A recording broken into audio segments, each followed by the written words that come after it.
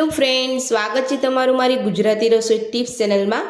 તો આજે હું તમને પાણીનો ઉપયોગ કર્યા વગર કુકરમાં શક્કરિયા બાફવાની એક નવી રીત બતાવીશ। મેં અહીંયા 500 ગ્રામ જેટલા શક્કરિયા લીધા છે। તો શક્કરિયાને મેં પહેલેથી ધોઈ અને જે આગળ પાછળનો જે ખરાબ ભાગ આવતો હોય એ આપણે અહીંયા કટ કરી લીધો છે।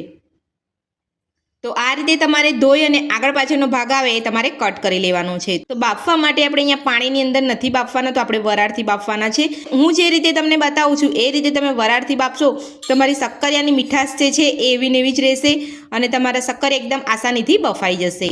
તો ચાલો આપણે શક્કરિયા બાફી લઈએ। શક્કરિયાને બાફવા માટે મેં અહીંયા એક કુકર લીધું છે। તો કુકરની અંદર આપણે અહીંયા 1 ચમચી ઘી ઉમેરીશું। તો ઘી ઉમેરીને કુકરની અંદર આપણે અહીંયા ઘીથી ગ્રીસ કરી લઈશું। તો ઘીથી ગ્રીસ આપણે અહીંયા કરી લીધું છે કુકર। તો હવે આપણે કુકરની અંદર શક્કરિયા મૂકી લઈશું। તો શક્કરિયા આપણે કુકરની અંદર મૂકી દીધા છે। તો હવે આપણે કુકર ગેસ ઉપર મૂકી દઈશું। તો 1 મિનિટ માટે આપણે હાઈ ગેસ ઉપર આપણે અહીંયા કુકર ગરમ થવા દઈશું। તો જ્યારે પણ તમે આ રીતે શક્કરિયા બાફો ત્યારે તમારે 1 મિનિટ માટે કુકરને અહીંયા ફૂલ ગેસ ઉપર ગરમ થવા દેવાનું છે।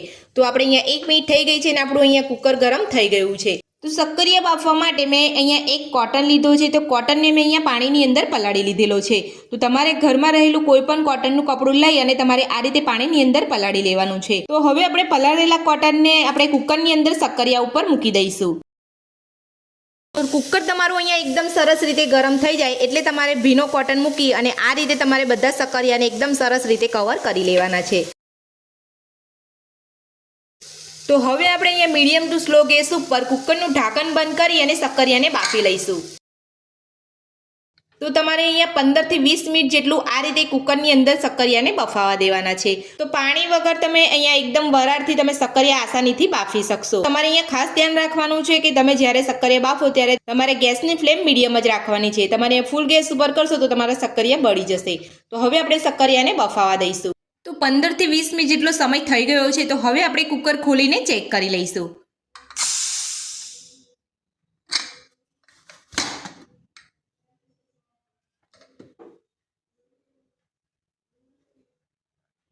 તો શક્કરિયા આપણા અહીંયા બફાઈ ગયા છે। તો હવે હું તમને અહીંયા એક ડીશમાં કાઢીને બતાવી દઉં છું। તો શક્કરિયા એકદમ સરસ રીતે આપણા અહીંયા બફાઈ ગયા છે, તમે જોઈ શકો છો। એકદમ આસાનીથી આપણે અહીંયા ચપ્પુથી કપાઈ રહ્યા છે। તો આ રીતે તમે શક્કરિયાને બાફશો તો એકદમ સરસ રીતે તમારા શક્કરિયા અહીંયા બફાઈ જશે। તો હવે આપણે શક્કરિયાની ઉપરની છાલ ઉતારી લઈશું।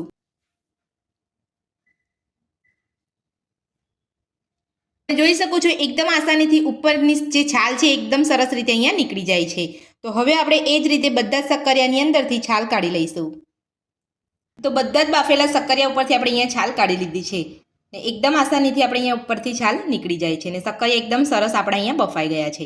તો હવે આપણે એક બાઉલમાં લઈ લઈશું। તો તમે જોઈ શકો છો પાણીનો ઉપયોગ કર્યા વગર એકદમ સરસ રીતે આપણે અહીંયા શક્કરિયા બાફી લીધા છે। તો શક્કરિયા બાફવાની આ નવી રીત તમને મારી કેવી લાગી મને કોમેન્ટ બોક્સમાં કોમેન્ટ કરીને જરૂરથી જણાવજો। તો આજનો વિડીયો પસંદ આવ્યો હોય તો વિડીયોને લાઇક કરજો, ચેનલને સબસ્ક્રાઈબ કરી રાખજો। Thank you.